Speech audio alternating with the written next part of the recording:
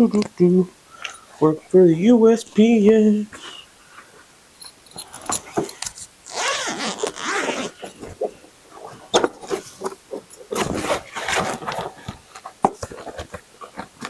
The governor. Is this the governor? Yeah. Alright.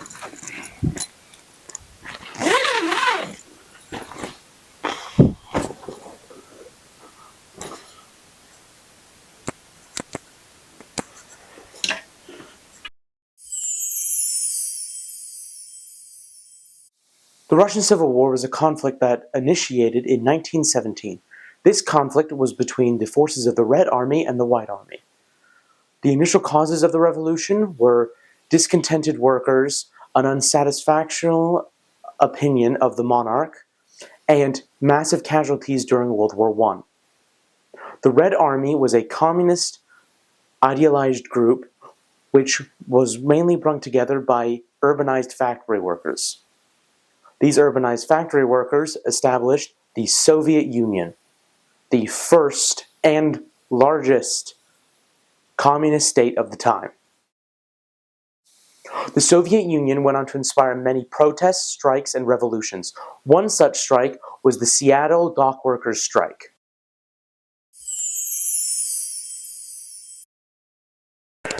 In the Seattle General Strike of 1919, 35,000 dock workers initially started striking for better wages.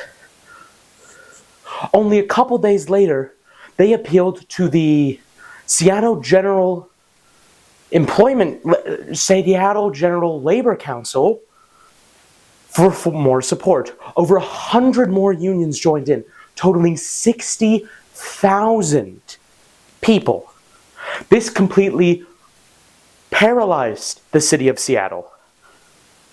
Although the strikers did attempt to keep up trash cleanup and milk deliveries to regular people, every other service in the city was completely cut off.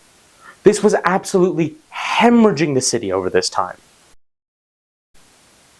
During the Seattle General Strike, the mayor decided to try and end the strike as quickly as possible, with around 3,000 officers, including 1,500 police officers and another 1,500 federal troops. He aimed to end the strikes. A quote from the situation said, "It's time to show America that anarchism will not rule this nation."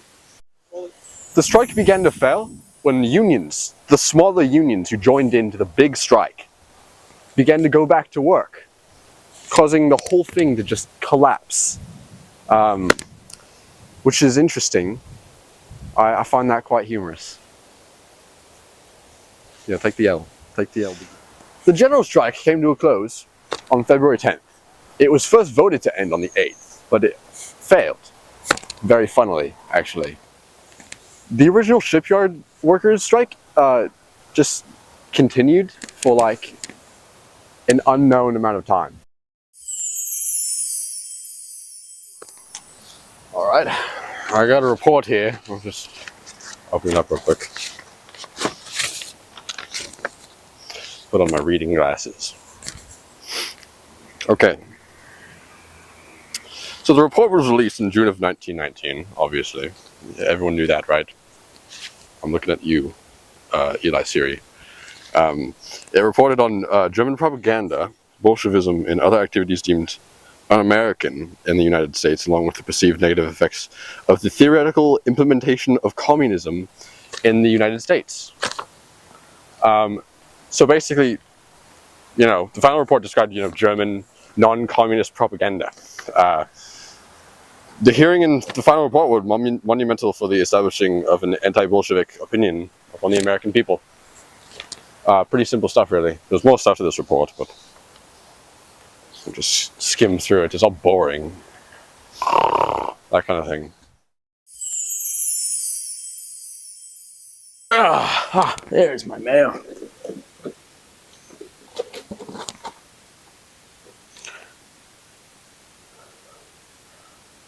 From Anar, Mr. Kist? Anarchist.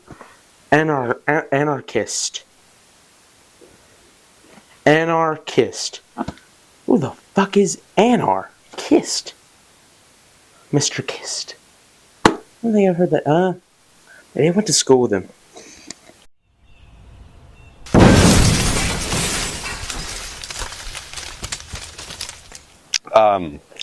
This report here is explaining the anarchist bombings, which I will relay to you.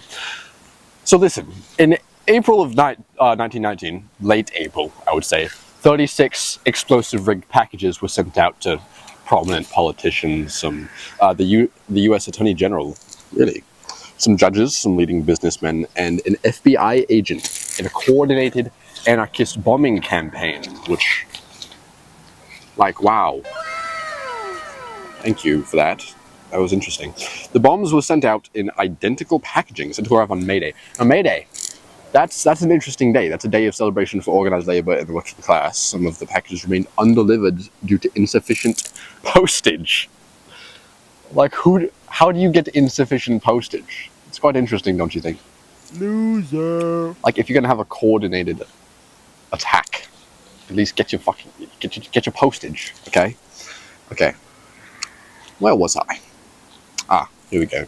The first package, addressed to the Seattle Mayor Ole Hansen, an opponent of the Seattle General strike, okay, arrived early and failed to detonate as intended, prompting police intervention. Wow, funny. Quite funny. One bomb that was addressed to the U.S. Senator Thomas W. Hardwick of Georgia, sponsor of the Anarchist Exclusion Act. Very based, by the way. It detonated upon opening on April 29th. Wow. Okay. Injuring his wife and housekeeper. Wow. The next day, on April 30th. Fun fact. One vigilant New York post office employee identified 16 suspicious packages, interrupting the deliveries. Wow. What a hero. Ta-ta. Clap, clap. Good job, boy. Wow. And 12 more packages were intercepted before they could be successfully. Wow. 12 more packages were intercepted. Wow. Loser. Give it up for the U.S. Postage Service. How exquisite. Oh, there's more. Great. Okay, so... The choice of May Day and specific targets with political or ideological significance suggested a deliberate attempt to make a statement during a period of heightened social and political tension. Wow. This was to relay a message. Interesting. The state of insecurity reflects a historical episode where extremist ideologies manifested through violent means, leaving a lasting impact on political discourse and security measures. You can see that today. You may be asking me, how is that relevant today? Okay. So listen, in June of 1919, 8 explosive rigged packages of significantly larger size. Where was I? Yes. So okay, the targets of these bombs were they're all backers and participants to some sort of some form of investigation or opposition to the anarchist radicals. So they just got cranky. They're like, oh, you oppose us, we're gonna kill you all. Well, it didn't kill them all. In fact, the fatalities include William Boner. William Boner.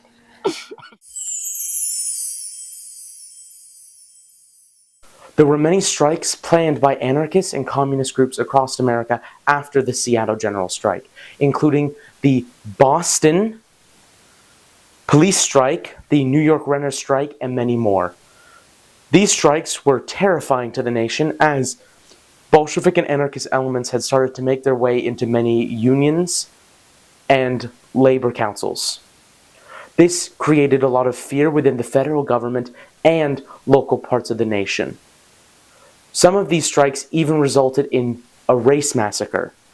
These were absolutely devastating to the nation and were cause for a lot of concern within the United States, later leading to the Palmer raids.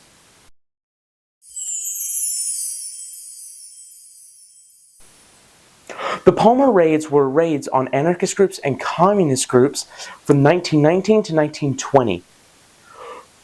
The first raids were initiated by Attorney General Michael Palmer. These raids were initially unsuccessful as they were deemed unlawful by federal judges. Later, Palmer would enact several more raids against different anarchist groups later in the year of 1919, and even some early in 1920. During this time, Agent J. Edgar Hoover, who would later become the leader of the FBI, used records from aliens and immigrants to find illegal aliens and radicals during this time, and arrested them and submitted them for deportation. The act allowing J. Edgar Hoover to do this was the Immigration Act of 1918. The Immigration Act of 1918 allowed J. Edgar Hoover to deport large numbers of radicals who immigrated to the country. Palmer initiated the first Palmer raids in November 1919 and January 1920. These raids attacked suspected radicals, people with party identification, or people who were members of suspected parties. Palmer would use the Sedition Act in order to subvert laws, stopping him from imprisoning and deporting many aliens, radicals, and suspected radicals. The Palmer raids incited mass amounts of hysteria and panic among the general population about Bolshevikism and anarchism. This mainly created the fear and disdain for communism that America would later have during the Cold War.